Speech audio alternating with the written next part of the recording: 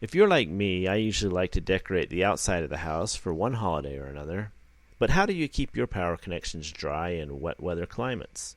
No one likes resetting that breaker after a snowstorm to get their decorations back on. But I have a tip that I've used for many years that may help you keep your decorations lit up and running this year.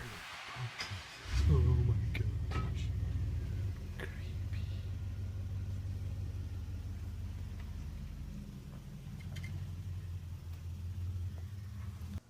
I'm going to show you a little trick I use to keep the power cords out of the weather when I do Christmas lights. I have a little power strip. I zip tied it to a cement stake, and then I just put it in the ground, and then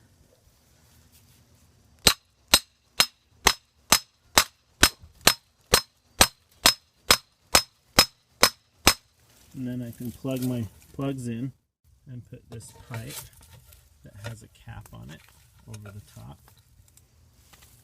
and hide it behind a bush like so, and it's out of the way and out of the weather. So here's the final result. After a snowstorm, the snow stays on the outside and the plug stays dry on the inside. And if you were wondering why I painted it white, now that it's snowed, you can see that it blends in a little better and doesn't stick out so much.